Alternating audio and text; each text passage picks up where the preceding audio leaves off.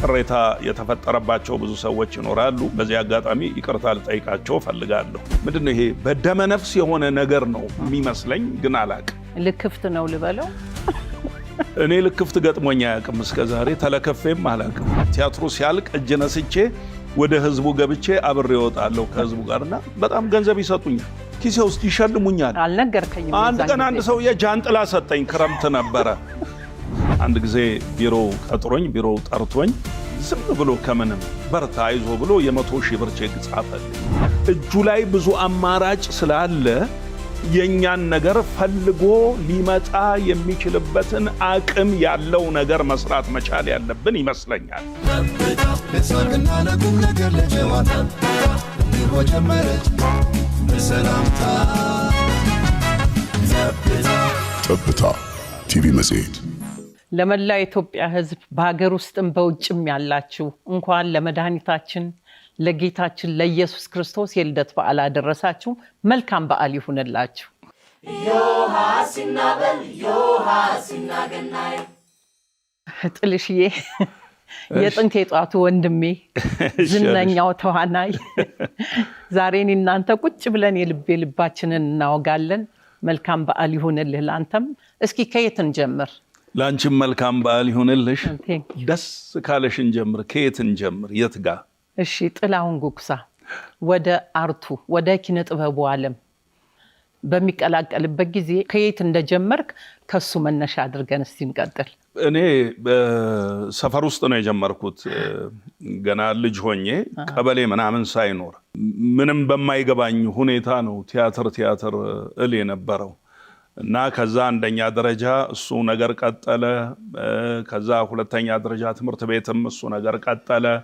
ከዛ በኋላ ቀበሌ ኪነት ውስጥ ከአርቲስት መላኩ አሻግሬ ጋራ ጀመርን። የመጀመሪያው ፕሮፌሽናል መድረኬ ሀገር ፍቅር ቲያትር ነበረ። ከዛ በኋላ ወደ ራስ ቲያትር ሄድኩ። እንግዲህ ያው ተገናኘን ማለት ነው። እንዴት ሊመጣ ቻለ? ወደ አርቱ ዝም ብዬ ነው የትም ሳልሰራ ወደ ኪነ ጥበቡ ዓለም የተሳብኩት ነው የምትለው። እንዴት ሊሆን ቻለ? ምን አይተህ? የምታያቸው ቲያትሮች ነበሩ የዛን ጊዜ? ነው ምንም አላውቅም። አሁን እሱን በጣም አስቸጋሪ ይመስለኛል እንዲህ ነው ለማለት። አንደኛ ቲያትር ምን እንደሆነ አላውቅም። እኔ ስለ ቲያትር ሳወራ ቲያትር እያልኩ ሰፈር ውስጥ ስጫወት በሬዲዮም ሰምቼ አላውቅም፣ በቴሌቪዥንም አይቼ አላውቅም። ግን እንዴት እንደመጣ ራሱ ይገርመኛል። የት እንዳየሁት ምን አይቼ እንደሆነ በጣም ልጅ ሆኜ እኮ ነው ገና ሁለተኛ ሶስተኛ ክፍል እያለሁ እና አላውቀውም። ኢንፋክት ሶስተኛ ክፍል ይሁን አራተኛ ክፍል እያለሁ ቀለመወርቅ ትምህርት ቤት ነበረ አንደኛ ደረጃ ትምህርት ቤት የተማርኩት። እዛ ቲያትር ሲሰራ አይቻለሁ። ግን እኔ ይሄ ቲያትር የሚለው ኮንሴፕት ውስጤ የነበረው ከዛ በፊት ነው። ገና ቲያትር የሚባል ሳላቅ ምናልባትም የኤሌመንተሪ ትምህርት ቤትን ደጃፍ ሳረግጥ ነውና በጣም ይገርመኛል አሁን ሳስበው። ከልጆች ጋራ ሰፈር ውስጥ ትንሽ ሆነን ቲያትር እንጫወት እላለሁ እኔ ራሴ እና መተወን ይመስለኛል። በአሁን ወደ ኋላ ሄጄ ሳየው እየተወንኩ ነበር ብዬ ለማለት እችላለሁ። ግን በቃ እንደዚህ ነው። ከየት እንደመጣ አላቅም። ቬሪ ኢንስቲንክት የሆነ ምንድነው ይሄ በደመ ነፍስ የሆነ ነገር ነው የሚመስለኝ፣ ግን አላቅም። ልክፍት ነው ልበለው። እኔ ልክፍት ገጥሞኛ ያቅም እስከዛሬ ተለከፌም አላቅም። ወደ ምን አመጣሽው? አይ ቲያትር የሚለውን ነገር በራሱ ቋንቋውን እንኳን ለመጠቀም እኮ የሆነ አንተን ተጽዕኖ የሚያደርግብህ አንድ ነገር መኖር አለበት። እውነት ነው ወይ? ያየኸው ቲያትር መኖር አለበት ወይ? በቲያትር ዙሪያ የሚሰራ ቤተሰብም ሆነ ጓደኛ ሊኖር ይገባል። እና እንዴት ወደዚያ ልትመጣ ቻልክ ብዬ ነው። በጣም አስገራሚ ነው ይሄ። ለኔም ይገርመኛል። አንደኛ ከኔ ቤተሰብ ከቤተሰቤ አይደለም በመንደሬ ውስጥ ማቀው ስለ ቲያትር የሚሰራ አይደለም የሚያወራ የሚያቀም ሰው የለም። እና ግን እንዴት እንደመጣ አላቅም። ቃሉ ራሱ ዝም ብሎ ውስጤ ቲያትር የሚለው ቋንቋ እንዴት እንደመጣ አላቅም። እንግዲህ ወይ ሳላቀው የሆነ ቦታ ሰምቼው እንደሆነ ምን እንደሆነ አላቅም። ብቻ እንደዚህ ሆኖ ውስጤ ያድሯል ማለት ነው ቲያትር። እሺ ጥልሽዬ፣ እንግዲህ ወደ ራስ ቲያትር እንሂድና በዓላትን በመናስብበት ጊዜ ቤታችን ትዝ አይለንም። ሙሉ ጊዜያችንን የምናሳልፈው ራስ ቲያትር ላይ ነው። እንደው ስለነበረው ቆይታና ትዝታዎችን እንዲህ ብንጨዋወት። በዓል በራስ ቲያትር በጣም ይገርማል። በዓል ብቻ ሳይሆን ያው ራስ ቲያትር መኖሪያችን ለማደር ብቻ እኮ ነበር ወደ ቤታችን የምንሄደው። የዓመት ረፍት እንወስዳለን። የዓመት ረፍት ስንወስድ ፎርም እንሞላለን፣ ደሞዙን እንወስዳለን ከደሞዝ ጋር ስለሚወጣ። ግን በማግስቱ ተመልሰን እዛው ነው የምንገኘው እና ቅዳሜ ይሁን እሁድ ይሁን የምንሰራው ቲያትር ይሁን ፐርፎርማንስ ይኑረን አይኑረን ራስ ቲያትር የሚቀራ አልነበረም። ማለት ጓደኝነቱ ፍሬንድሺፑ በጣም የጠበቀ ነበረና አንዱ ለአንዱ ያስባል፣ አንዱ አንዱን ይፈልጋል። በቃ መተያየት እንፈልግ ነበረ እና በጣም ልዩ ፍቅር ነበረ። የበዓል ጊዜ ደግሞ እንግዲህ ያው እንደሚታወቀው ሁሉም በየቤቱ በዓል አለው፣ በዓል ያከብራል።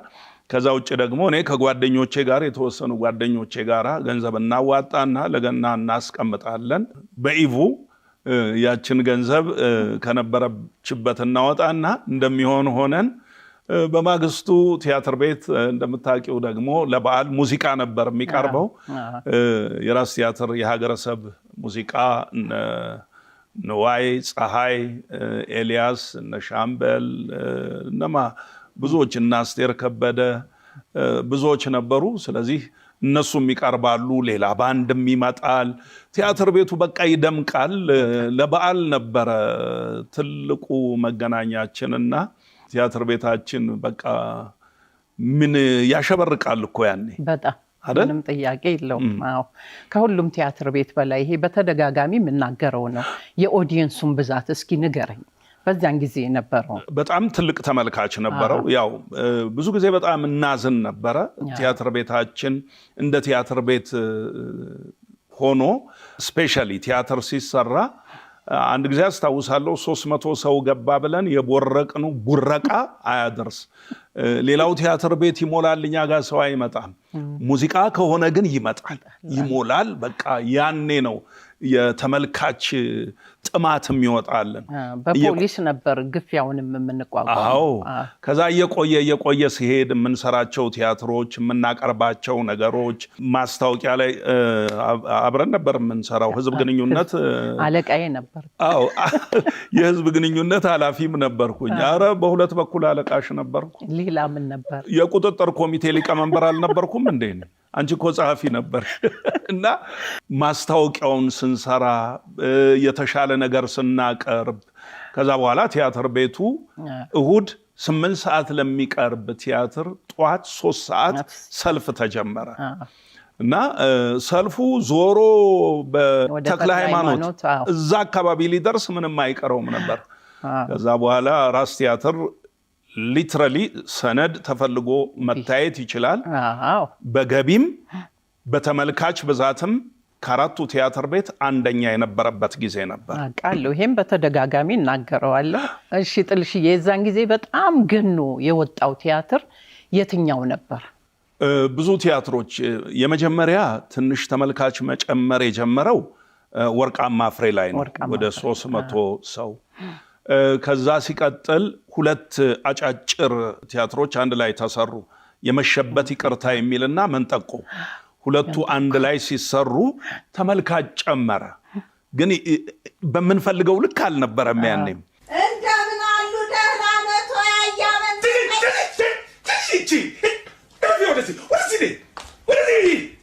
ምን አይተሻል እዚህ? እና ምን ታደርጊያለሽ እዚህ ጋር? ደህና ኖት ወይ ለማለት ነው። ደህና ኖት ወይ ለማለት ይሄ ቦታ ይበቃል እንዴ?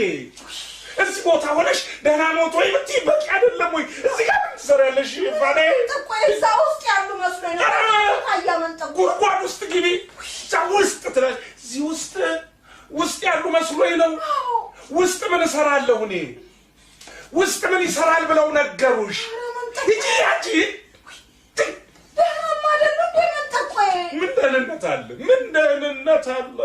ከዛ በኋላ ላጤ የአንድ ጥናታዊ ቲያትር ሰርተን ነበረ፣ ላጤ የሚል።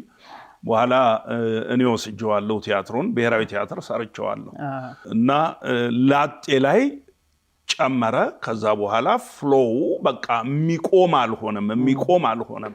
ከዛ በኋላ የሚሰሩት ቲያትሮች በሙሉ በጣም መድረክ ላይ ሁሉ ሰው ይቀመጥ ነበር። በኋላ ተከልክሎ ነው።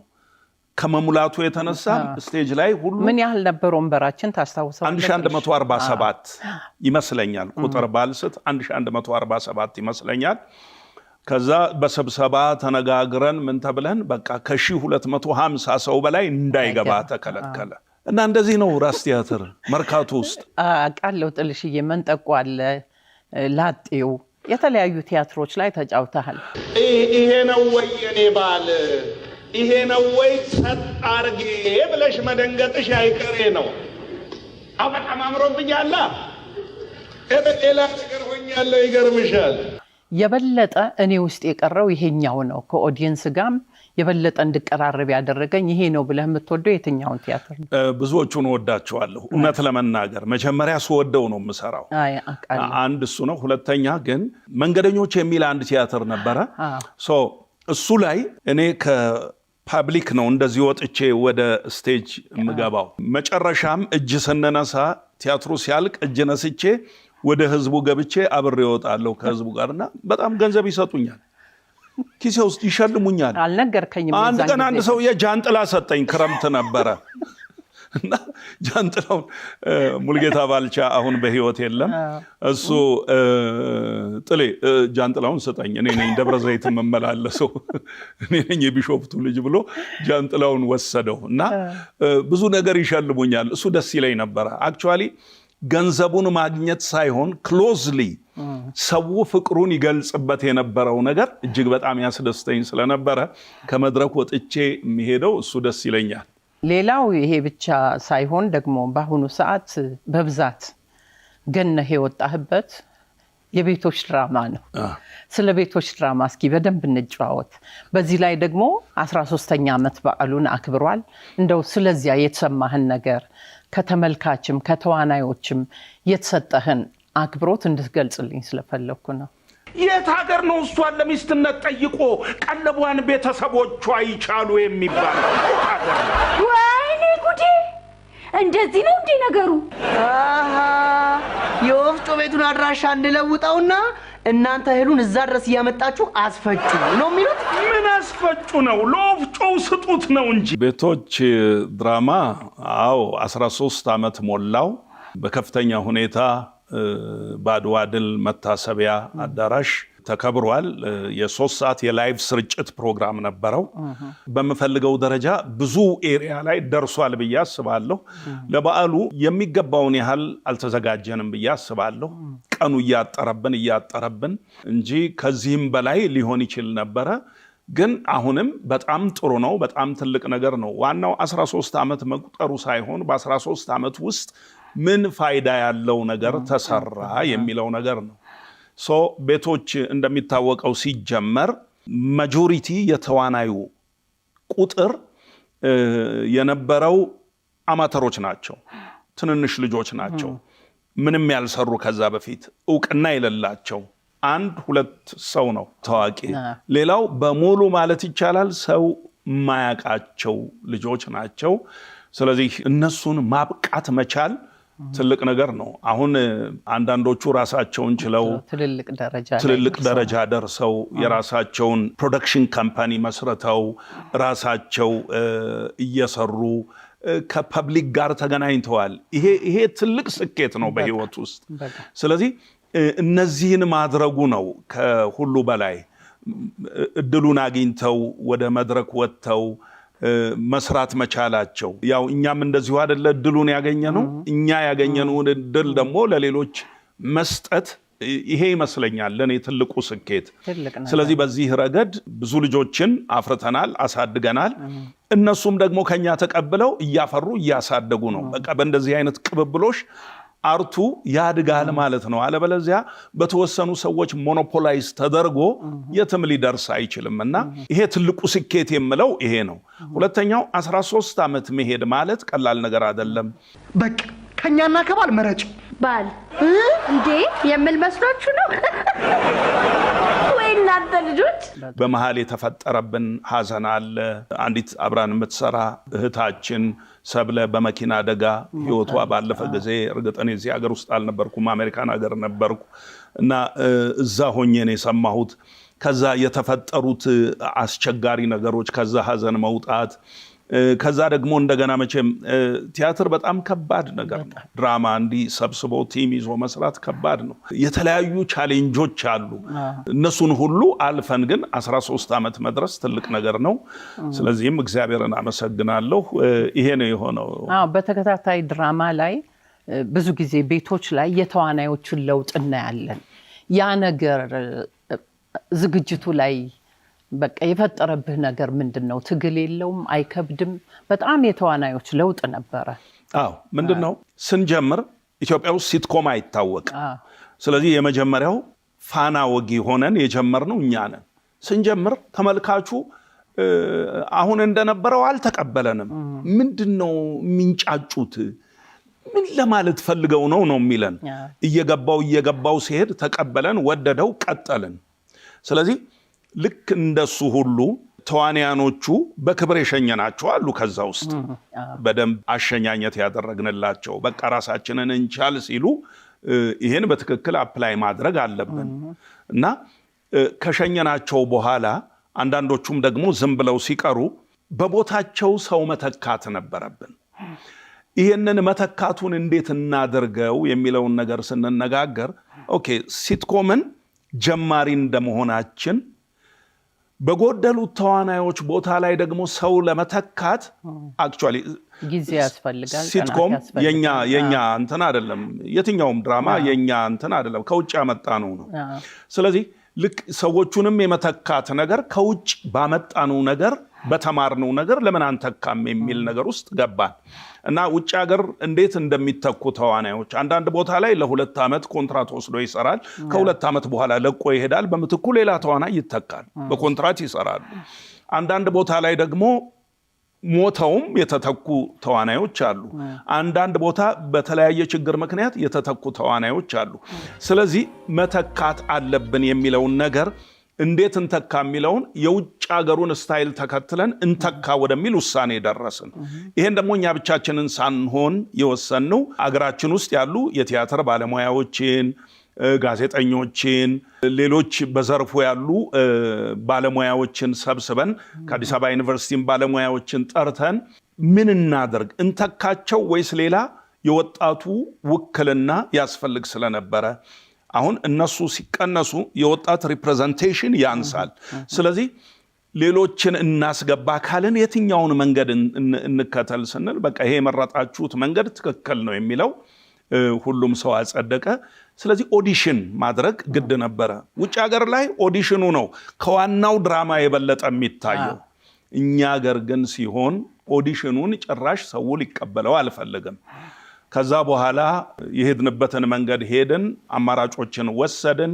ብዙ ውጣና ውረድ አለፉ። እነሱም ተካናቸው። የቅድሙን ሰውዬ ቀልብ ያልወደደው እንዴ በአይነ ቁራኛ መጠበቅ አለብን። እንዳታስገባው ከይ እኔ ራሱ አይነዋውን ሳይው ምንም ደስ አላለኝም። ከተካናቸው በኋላ ኦልሬዲ ህዝብ አይን ውስጥና ህዝብ ቤት ውስጥ አብረው ስላሉ ስለኖሩ እነሱን ባንድ ያውጥቶ በሌላ ተዋናይ መተካት ለሰው በጣም አስቸጋሪ ነበረ። ምንም ማድረግ አይቻልም፣ በዚህ መፍረድም አይቻልም። በቃ ውስጡ ናቸው፣ ሰው ውስጥ ገብተዋል። ስለዚህ አውጡና እነሱን እነዚህን ተቀበሉልኝ ማለት አስቸጋሪ ነው። ግን ደግሞ ማህበረሰቡ የአርት ባለዳ ነው። የቀደሙትን ልጆች እንዳሳደገ ሁሉ እነዚህንም ማሳደግ የማህበረሰቡ ኃላፊነት ነው። የጥላሁን አይደለም፣ ወይም የሌላ ሰው የዳይሬክተሩ አይደለም፣ የማንም አይደለም። እነዚህም ማደግ አለባቸው።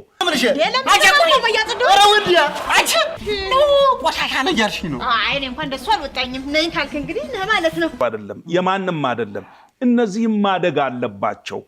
እነዛኛዎቹ ራሳቸውን እንደቻሉ እነዚህም አድገው ራሳቸውን መቻል አለባቸው ብዬ አምናለሁ። እነዚህን ደግሞ ራሳቸውን እንዲችሉ ማድረግ የሚገባው ማን ነው? ተመልካቹ ህዝብ ነው፣ እኛ አይደለንም፣ ባለሙያዎቹ አይደለንም። ማበረታታት ማሳደግ ይገባዋል። ምክንያቱም እነዚህም ደግሞ አድገው ነገ ጧት ሌሎችን ማሳደግ ይችላሉና። ግን ይሄ ቻሌንጅ ገጥሞን ነበረ። እንደምንም አልፈን 13ኛ ዓመት ላይ ደርሰናል። ብዙ ገጠመኞች አሉ በቤቶች ድራማ ውስጥ ጥሩም መጥፎም። በቃ በጣም መጥፎ ጊዜ ያሳለፍኩት ይሄ ነው፣ በጣም ጥሩ ብዬ የተቀበልኩት ይሄ ነው ብለህ ካንተም ከተዋናዩም እይታ ያለውን ነገር እስኪ ያስረዳኝ። እንግዲህ የመጀመሪያዎቹ ጊዜያቶች ናቸው። አንደኛ የመጀመሪያቱ ጊዜያቶች ባልተለመደ ሁኔታ ወደ እንደነዚህ አይነት ነገር ውስጥ ስለገባን ብዙ ደክመናል። የመጀመሪያውን ኤፒሶድ አየር ላይ ለማዋል ከዛ በፊት ከ13 ወር ከ15 ያላነሱ የተለያዩ ኤፒሶዶች እየቀረጽን ይጣል ነበር። አልመጣ እያለን ቀርጸን ኤዲት ተደርጎ ይጣል ነበር። ያ በጣም ቻሌንጂንግ ነው ገና ስንጀምር። ኢኮኖሚካሊም ደግሞ አፎርደብል አልነበረም እና በጣም ከባድ ነበረና እንደውም በዚህ አጋጣሚ አንስቸው ማላቅ አንድ ደጀኔ የሚባል ወንድም የፒራሚድ ኮንስትራክሽን ባለቤት አንድ ጊዜ ቢሮው ጠርቶኝ ዝም ብሎ ከምንም በርታ አይዞ ብሎ የ100,000 ብር ቼክ ጻፈልኝ። በዛን ጊዜ እንግዲህ ምንም የሚታይ ነገር አየር ላይ የወጣ ነገር የለ ምን የለ በቃ እየደከምክ ነው አይዞህ በርታ እንዴ ወንድሜ ነህ ማገዝ አለብኝ ብሎ የ100,000 ብር ቼክ ጻፈልኝ። አሁን እንደሱ አይነት ድጎማ ባላገኝ ኖሮ በእውነት እዚህ ስደርሳለሁ ሆይ ብያስባለሁ አንዳንዴና ብዙ ቻሌንጂንግ እንዲህ አይነት ነገሮች ነበሩ። ሌላ ባለሙያዎች በየጊዜ ቀያየሩ ነበረ። ከኢትዮጵያ ቴሌቪዥን በሚመጡ አስተያየቶች ነው አልመጣም፣ እገሌ አልመጣም፣ እገሊት አልመጣችም፣ እንትናን ቀይራት ባላለሁና ያን ጊዜ እኔ ስራና ስራውን ብቻ ነው። ስለዚህ ስለ ሰው ሞራል አልጠነቀቅም። እውነት ለምን በቃ ስራውን ነው የምፈልገው። እነሱም እኮ ከኔ ጋር የተቀየሩት ሰዎች ናቸው እንጂ የሚያዝኑት ከኔ ጋር የቀጠሉት እኮ ስለወጡት ሞራል አልተጠነቀቁም። ሁላችንም ነን፣ ዳይሬክተሩም እኔም ሁላችንም ለሰዎች ሞራል አልተጠነቀቅንም ይሆናል እንግዲህ በአብዛኛው እና ያን ጊዜ ቅሬታ የተፈጠረባቸው ብዙ ሰዎች ይኖራሉ። በዚህ አጋጣሚ ይቅርታ ልጠይቃቸው ፈልጋለሁ። እሺ ጥልሽ ቤቶች ባለ ትልቅ አሻራ ነው። ህብረተሰቡ ውስጥ በጣም የገባ ሲትኮም ነው። በቀጣይ እንዴት እንጠብቅ? እግዚአብሔር ነው የሚያውቀው። እቅዱ የለም ማለት እኔ እቅድ የለኝም። እቀጥላለሁ አልቀጥልም የሚል ነገር የለኝም። ግን መቀጠል ካለበት ደግሞ ገና በጣም ብዙ ስቴፖች መካሄድ ይኖርበታል። ምክንያቱም አሁን ያሉትን ነገሮች በደንብ ማየት ማገናዘብ ያስፈልጋል። 30 ደቂቃና 40 ደቂቃ ቁጭ ብሎ ሰው አንድ ድራማ በተለይ እንደ ሲትኮም አይነት ሳቅ ነው የሚፈልገው አለፍ እያለ እና እንደሱ አይነት ነገር ለማድረግ ጊዜው ነው ወይ? ቢቀጥል እንዴት አይነት መቀጠል ነው መቻል ያለበት እያልኩ እያሰብኩ ነው ገና ጥናት ላይ። ግን ከዛ በፊት ሌላ የተሰራ ስራ ስላለ ምናልባት እሱኛው አየር ላይ ይውል ይሆናል። ተከታታይ ነው። ሲትኮም አይደለም፣ ሲሪያል ድራማ ነው። 25 ክፍል ቀርጸናል። ስታንዳርድ የሆነ ድራማ ሰርተናል። ሲሪያል ድራማ ነው። ከልጄ ጋር ነው የሰራ ነው። ከሳን ፍራንሲስኮ ከመጣችው ልጄ ጋር ስለሷም ትንሽ አውራኝ። እሷም በጥበብ ዓለም ውስጥ ነው ያለችው። 25 ክፍል ቀርጻ አሁን ወደ አሜሪካን ተመልሳለች። ሲዝን 3 እና ሲዝን 4 እየተጻፈ ነው። እሱ እንደተጠናቀቀ ደግሞ ማን ነው ደራሲው? ደራሲው 3-4 ሰዎች ናቸው። ዳይሬክተሩ ግን አንድ ነው፣ ብስራት ገብረ ጻዲቅ ይባላል። እሱ ነው ዳይሬክት እያደረገ ያለው። 25 ክፍል ጨርሰናል። አንተም አለህበት ትወናውስ? አዎ እኔም አለሁ ከልጄ ጋራ እኔም አለሁ እሷም አለች። እንግዲህ ውጭ ሀገር የተማረችውን የፊልም ሙያ ባይ ዘ ዌይ አሁን ከዚህ ከሄደችም በኋላ አንድ ፊልም ሰርታለች አሜሪካን ሀገር። ወደ አላቀውም እንግሊዘኛ ነው። የነሱ ነው የነጮቹ እና ሎስ አንጀለስ ተጠርታ ሄዳ አንድ ሾርት ፊልም ሰርታለች። እዛ እንደ ፊቸር ፊልም የሆነ ሾርት ፊልም ሰርታለች። እዚህም ኢትዮጵያ አንድ ሰርታለች እኮ ድሬዳዋ ላይ፣ ርዕሱን አላስታውሰውም። ድሬዳዋ አንድ የአማርኛ ሾርት ፊልም ከሆነ የፊልም ካምፓኒ ጋር ሰርታለች። እዛም ሀገር ቲያትሮች ሰርታለች። 1-3 እንደዚህ አጫጭር ፊልሞችን ሰርታለች እና እንግዲህ እሷም ያላትን ኤክስፒሪየንስ አዋጣለች፣ እኔም ያለኝን ልምዴን አዋጥቻለሁ። በጋራ አንድ ተከታታይ ድራማ ሰርተናል። እንግዲህ ወደፊት የምናየው ይሆናል። ጥልሽዬ ብዙ ጊዜ አንተ ተከታታይ ድራማ ላይ እና ቲያትር ላይ እንጂ በፊልሙ ዓለም ላይ ብዙ አትታይም። ለምንድን ነው? ምርጫ ነው የሰጠኋት ለሷ። እሷ ምርጫዋ ፊልም ቢሆን ኖሮ ፊልም ልሰራ ነበር፣ ግን ሰርቻለሁ። እስከ ዛሬ የሰራሃቸውን ፊልሞች? የባህር በርን ሰርቻለሁ።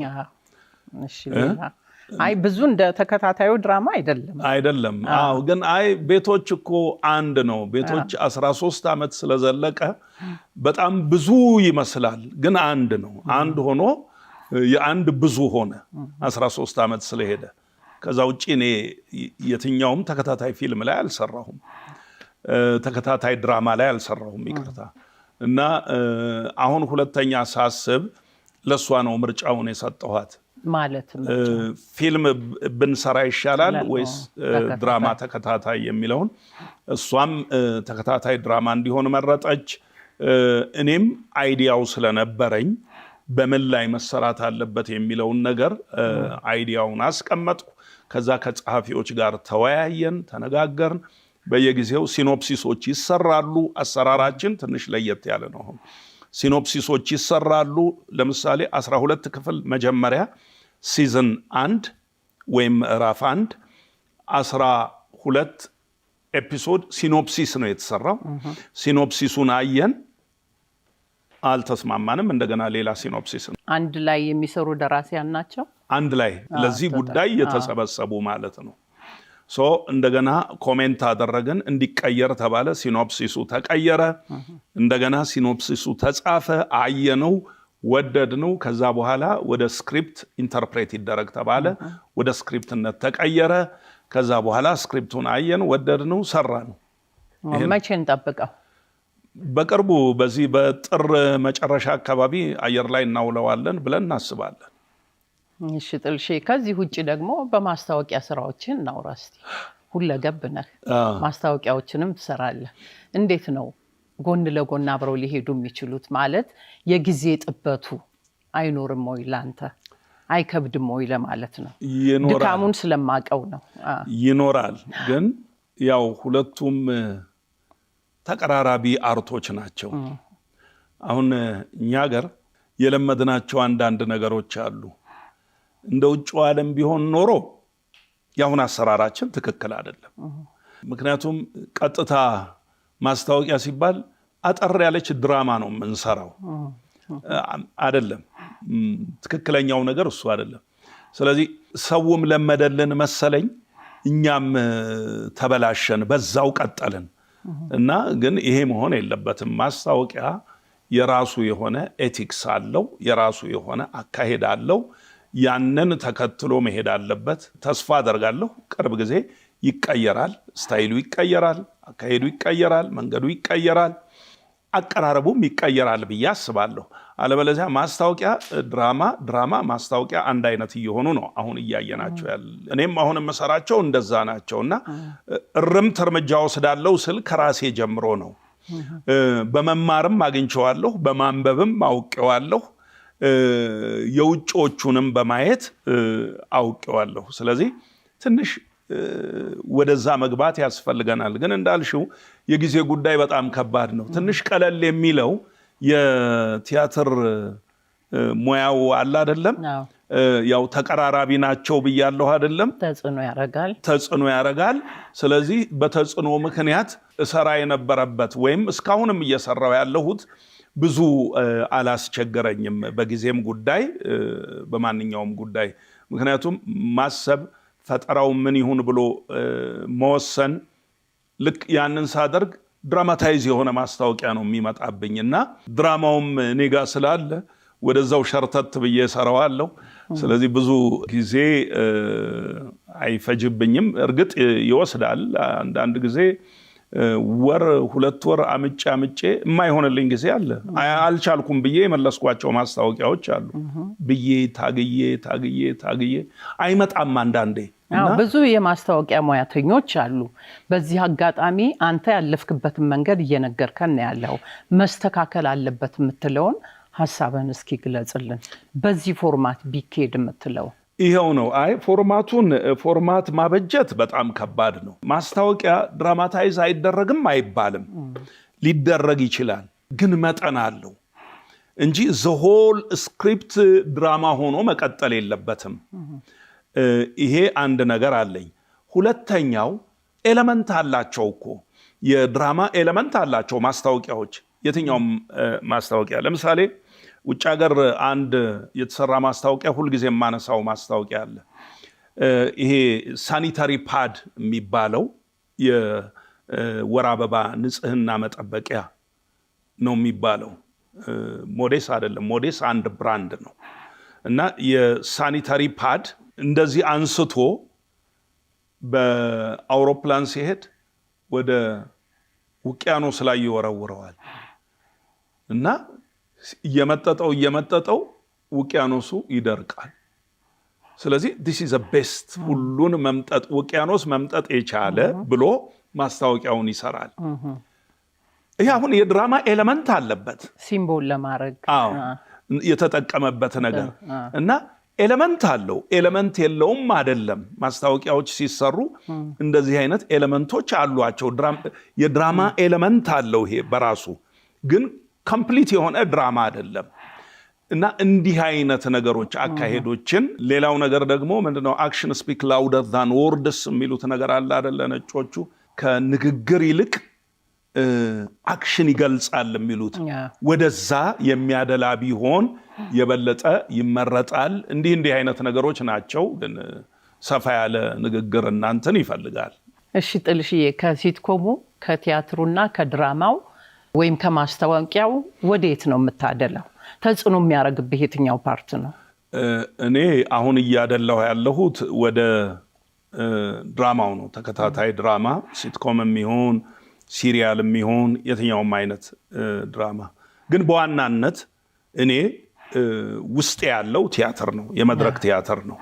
ግን የመድረክ ቲያትር ብዙ የሚከብዱ ነገሮች አሉት። በተለይ በአሁን ጊዜ ይወስዳል። እንዲሁ ለብ ሆኖ መውጣት አይችልም። ምክንያቱም ተመልካቹ እየቀደመ ሄዷል እና የማይሆን ነገር እንትን አምጥተን እንካ ብንለው አይቀበልም፣ ይገፈትረናል። ያን ጊዜ ደግሞ ድካም ከንቱ ነው የሚቀረው። ስለዚህ የተጠና በደንብ የታሰበበት ስክሪፕቱ ተመርጦ ተመልካቹ ጋር ሲደርስ ምን አለው፣ ተመልካቹ ምን ሪስፖንድ ሊያደርግ ይችላል፣ አቀባበሉ እንዴት ነው የሚሆነው፣ ኤሌመንቱ ምንድነው፣ ምን ለማስተላለፍ ታስቦ ነው የሚለው ነገር በጥልቀት ታስቦ ብሰራ ቲያትርን ነው መስራት የምመርጠው። ግን እሰራለሁም ብዬ አስባለሁ። ጥሩ ነው። ቲያትር ግምገማዎች ነበሩ በፊት። ከመድረክ ፐርፎርማንስ ውጪ ስክሪፕቶችም ይገመገሙ ነበር። ያካሄድ ዛሬ ላይ አለ? I don't think ምክንያቱም አሁን ሁሉም በየፍላጎቱ ነው የሚሰራው። ምናልባት ቲያትር ቤቶች የራሳቸው የሆነ ግምገማ ይኖራቸዋል። ግን ይሄ ትሬንድ መቀጠል አለበት። ይሄ ሴንሰር ማለት አይደለም፣ ወይም ምንድነው ሳንሱር እንደሚባለው አይደለም። ብቁ ነው ብቁ አይደለም፣ ተመልካቹን ይመጥናል አይመጥንም፣ ቲያትር ቤቱን ይመጥናል አይመጥንም ታይቶ ነው እንጂ ዝም ብሎ ቲያትር ስለተሰራ መድረክ ላይ ይወጣል ማለት አይደለም። ከዚህ አኳያ እየታየ እየተጠና በፊት 4 ቲያትር ቤቶች ነበሩ። ከዛ ውጪ ቲያትር የትም አይሰራም። ቲያትሮች ስክሪፕታቸው የሚታየው ባህል ሚኒስቴር ነው። ታይተው ተገምግመው 2 ዙር ነው የሚያልፉት። የመጀመሪያ ፈርስት ስክሪን ኮሚቴ አለ።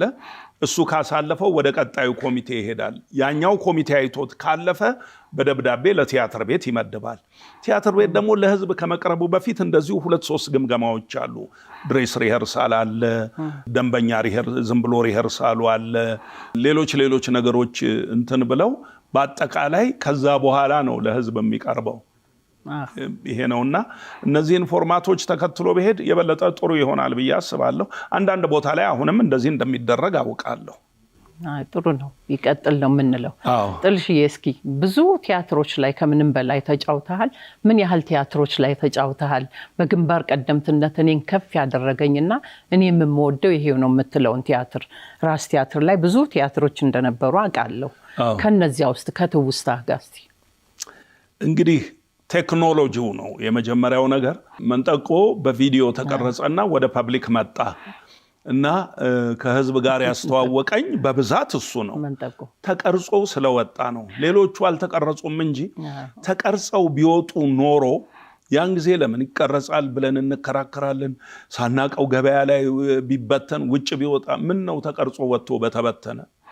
ምክንያቱም አትሊስት ሰው ጋር ይደርስልን ነበር። የትም ሳይደርስ እኮ እንዲሁ ቀልጦ ነው የቀረው እንጂ ብዙ ቲያትሮችን ሰርተናል። እኔ የመጀመሪያ የመድረክ ቲያትሮች ናቸው ከህዝብ ጋር ያገናኙኝ ያስተዋወቁኝ። በጊዜው እንግዲህ ሁለት ክፍል ግብዣ፣ የቴዎድሮስ እንባ ገብርዬን ነው የተጫወትኩት። ፊታውራሪ ገብርዬን፣ ቅድም ያልኩት ወርቃማ ፍሬ። የቴዎድሮስ እንባን ነበር አስመራ ይዛችሁት የመጣችሁት? አዎ አስመራ አንቺን ያገኘን ጊዜ እኔን ያገኛችሁ አስመራ ነው ያገኘንሽ። አዎ ከዛ ሽላልሽና መጣሽኛ ጋር እናንተን አይቼ ነው። አዎ እና 4:1 ሚል የካሜሮን ድርሰት የነበረ ትርጉም የሆቴሉ እመቤት፣ ላጤ፣ የሰው ሰው፣ አሻራ፣ የመሃን ትሩፋት ማዕት ናቸው። ስንቱ ይጠራል። እና እንግዲህ እነዚህ ሁሉ ከህዝብ ጋር በደንብ አገናኝተውኛል። እኔ የተለየ ነው ለኔ የምለው ምንም አሁን ለምሳሌ የዋርካ ስር ምኞትን የሚጠቅሱልኝ ሰዎች አሉ። ትልቅ ድንኳን የሚያህል ቁምጣ ለብሼ የወጣሁበትን እና አስታውሳለሁ። ዳይሬክተሩ አውልቃለኝ ቁምጣውን አያውቀውም ነበረ እና ማን ነበር? ክፍሌ ነበረ። ክፍሌ እንግዳሰው እና አይደለም ክፍሌ አርቲስቲክ ማኔጀር ነበረ። አርቲስቲክ ማኔጀር የራስ ቲያትር ማን ነበር ዳይሬክተሩ? ሁለት ክፍል ግብዣ አጥናፉ መኩሪያ እና ልብስ እንግዲህ ከድራማው ከመድረሱ በፊት ሄደን እንለካለን፣ እናሰፋለን፣ ወይ በግዢ እናመጣለን። እኔ ተለካው። ወገቡ 46 አርግልኝ አልኩት። እኔ ያን ጊዜ 28 ነው የማረገው ሱሪ ለመታጠቅ ብለ። ከዛ መቀነት ከዛው ሰጠኝ። 6 ቀለም ያላት ጥብቆ አሰራው። በጣም በሚገርምሽ ሁኔታ ፐርቼዘሮቹ ወስደው ያስለኩን። አያውቁትም፣ ልብሱን ማንም አያውቀውም ከኔና ከሰፊው በስተቀር። ተሰፍቶ መጥቶ ስቶር ገባ። እሁድ ዕለት መጣን። ስንለብሰው አውልቃለኝ። ፐርቼዘር እታፈራው አድማስ ነበረች። አውልቃለኝ። አላውልቅም አልኩት እና እንዴ አጥናፉ ቶ አለው። ኖ ይሄን ለብሶ እንዴት ይገባል? ሰው ቲያትሩን ያህል የሱን ልብስ እያየ ይስቃል አለ። በቃ የፈለገው ይሁን ግድ የለም ይልበስ ይግባ አለ። ከዛ እሷን በመቀነት እንዲያስኩና እዚች ላይ የሆነች አንገት ልብስ ጠመጠምኩና አንድ የራሴ ፎቶግራፍ አለ እንደዚህ የሚይዘው የራሴን ፎቶግራፍ ይዤ ይሄንን በእንትን ነው በማንገቻ እንደዚህ ሰቅስቄ ይዤ ልክ ግማሽ ላይ ነበር ደግሞ የምገባው ቲያትሩ ላይ። ልክ ስገባ በቃ የክፍሌ ያለው ነው የሆነው። 15 ደቂቃ ቆመ ቲያትሩ። ሳቅ ሰው ቁምጣዬን ያያል፣ እግሬን ያያል፣ ጥብቆዬን ያያል፣ እዚች ላይ የተጠመጠመችውን ጨርቅ ያያል፣ ፎቶግራፊን ደግሞ ያያል እዚህ ጋር ያስኩትን። በቃ እንደዛ ሆኖ አለፈ። በጣም ድንቅ ነበረ የኔ ፓርትና። ግን ለኔ እንትን ናቸው ያ እንደው ዛሬ ላይ እነዚህ ድርሰቶች እነዚህ ቲያትሮች ተመልሰው ቢመጡ ምን ይሰማሃል? በእውነቱ አሪፍ ይሆናሉ ብዬ ለመናገር አልደፍርም። ለምን? ዘመን የሚባል ነገር አለ። ያን ጊዜ የተሰራው ስንል በዛን ጊዜ ጭንቅላት ነው፣ በዛን ጊዜ ነገር ነው። አንደኛ ፓብሊኩ በቂ መዝናኛ አልነበረውም እና በሳምንት አንድ ቀን እሁድ ነው እረፍቱ። እሁድ ደግሞ ያኔ መኪናም አይነዳም ነበር፣ ክልክል ነበር። ወይም ሞላ ጎደለ እየተባለ ታርጋ የሚነዳበት ጊዜ ነበር። አንድ ሰሞን እንደውም አልነበረም እሁድ መኪና አይነዳም ነበር። ከሰኞ እስከ ቅዳሜ ሬዲዮ ቢከፍት አብዮታዊ መዝሙር ነው የሚሰማው። ቴሌቪዥን ቢከፍት አብዮታዊ መዝሙር ነው። ጓድገሌ እንዲህ ነው፣ ጓድገሌ እንዲህ ነው፣ ጓድገሌ እንዲህ ነው የሚሰማው። ስለዚህ ያለችው አንድ ቀን እሁድ ናት። ያች ናት የመዝናኛ ቀኑ። ሌላ ቦታ የለም። ቲያትር ቤት ነው ወይ ስታዲየም ነው የሚገባው። ቲያትር ቤት ይመጣል እና ይቀበላል ማለት የሰጠነውን ይቀበላል ማለት ሳይሆን ይመዝናል። አማራጭ የለም። የመዝናኛ አማራጭ የለም። አሁን ግን አማራጩ በጣም ብዙ ነው። ብዙ ነገር ያያል። ስልኩ ራሱ አማራጭ ነው እና ሄጄ ቲያትር ቤት ከምቀመጥ እዚህ ጋር የሆነ ነገር ባይ ብሎ ሊመርጥ ይችላል። ስለዚህ ያንን መተካት የሚችል ስራ መሰራት መቻል አለበት እና እነዛ ነገሮች አሁን ቢመጡ በጣም ሰክሰስፉል ይሆናሉ ብዬ ለመናገር የማልደፍረው ለዚህ በዚህ ደረጃ በዚህ ፎርማት ኦዲየንስን ለመመለስ የቲያትር የፊልም ተመልካቾችን እንደዚህ ወደ ነበረበት ለማምጣት ምን አይነት አካሄድ መሄድ አለብን? ምን አይነት ኮሚቴ መቋቋም አለበት? የምናስተላልፈው መልእክት ምንድነው የምትለውን ነገር ትንሽ ካንተ። አምጠን መውለድ መቻል ያለብን ይመስለኛል። እውነቱ ይሄ ነው። ምክንያቱም አሁን ተመልካቹ መጀመሪያ ለመስራት ከመነሳታችን በፊት ጸሐፊዎችም ብዕራቸውን ስፔሻሊ በእኛ ሙያ የመድረክ ቲያትር ይሁን ፊልም ይሁን ሌሎች ነገሮች ከመጻፋቸው በፊት የተመልካቹን የጭንቅላት ሌቭል መለካት መቻል የሚገባን ይመስለኛል። ስክሪፕቷችንን ከወረቀት ጋር ከማገናኘታችን በፊት ኦር ላፕቶፕ ላይ ኦር whatever ከመሞከራችን በፊት የት ሌቭል ላይ ነው ያለው ተመልካቹ? ስለዚህ አሁን እኔ ምንድነው የምሰራው ብለን ማሰብ መቻል አለብን። ሌሎቻችንም የምንሰራው ይሄንኑ ነገር እንደገና ማየት የሚገባን ይመስለኛል። ማለት እንደ በፊቱ በቃ ቲያትር ነው እንደ ይሄን ያህል ጊዜ ደክመን ይሄን ያህል ወጪ አውጥተን የምንለው አይደለም። እጁ ላይ ብዙ አማራጭ ስላለ የኛን ነገር ፈልጎ ሊመጣ የሚችልበትን አቅም ያለው ነገር መስራት መቻል ያለብን ይመስለኛል። ይሄ ካልሆነ ድካም ነው የሚሆነው። ይሄን 3-4 ጊዜ ደግመን ደጋግመን ማሰብ አለብን። ልክ 10 ጊዜ ለካ 1 ጊዜ ቁረጥ እንደሚለው ነው። የዛሬ 10 ዓመት በጣም ምርጥ የሆነ ስክሪፕት የጻፈ ሰው ዛሬ የኔ ስራ ምርጥ ነው ብሎ ሊከራከር አይችልም። አንድ ምሳሌ ልንገርሽ። ቲያትር ቤት እያለን ነው አንድ ጊዜ አንድ ድርሰት ጻፍኩኝ እና እንዳልሽው ባህል ሚኒስተር ገምጋሚዎች ነበሩና ድርሰቴን እዛ ሰጠው። አዩና ለዛውም አክርመው የሚሉት ነገር ጠፍቷቸው ከዛ አላለፈም ብለው መለሱልኝ።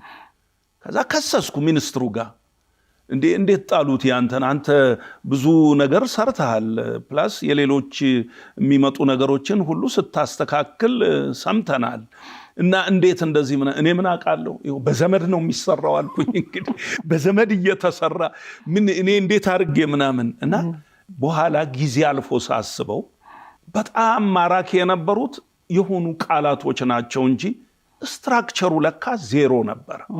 የእውነት እየቆየው ሳስበው እየገባኝ መጣ እና ያን ጊዜ ለኔ ግን ትልቅ ስራ የሁሉንም ደራሲዎች ድርሰት የሚበልጥ ስራ ነበር መስሎ የሚታየኝ። ከእንደዚህ አይነት ነገር መውጣት አለብን ሁላችን። ኦኬ እኔ ከእንደዚህ አይነት ቅዠት ወጥቻለሁ ለራሴ። በቃ የኔ ስራ ምርጥ ነው ከምለው ነገር ወጥቻለሁ። ምርጥ ነው ብለህ ከጭንቅላትህ ከሐሳብህ የምትጨምቀውን ነገር ነው በብዕር የምታስቀምጠው። ያንን ነገር በአንተ ትግል ተመልካቹ ወይም ደግሞ ተደራሽ የሚሆንበትን መንገድ ማሳመን እንጂ ዘመናዊ መንገዱን ብቻ ለምን ትከተላለህ? አይደለም። ይኸውልሽ አሁን ያ ነገር ለኔ ምርጥ ስራ ነው ብያለሁ። ጊዜ ወሰድኩና ሳየው ግን ምርጥ አይደለም፣ ምራጭ ነው። እንደውም ከምን ጋር አወዳድረው? የራሴ ማይንድ ያወዳድራል። ከምንም አላወዳድረውም። እኔ ሙያ ውስጥ አይደለም እንደ ያለሁት። እኔ ስለ ስነ ጽሁፍ አውቃለሁ። እኔ ስለ ስነ ጽሁፍ በመጠኑም ቢሆን ዕውቀት አለኝ። ስለ ድርሰት፣ ስለ ቲያትር ድርሰት በመጠኑም ቢሆን ዕውቀት አለኝ። ፐርፎርም ስለተደረጉ ቲያትሮችም በመጠኑም ቢሆን ዕውቀት አለኝ። ስለዚህ ዝም ብዬ አየሁት።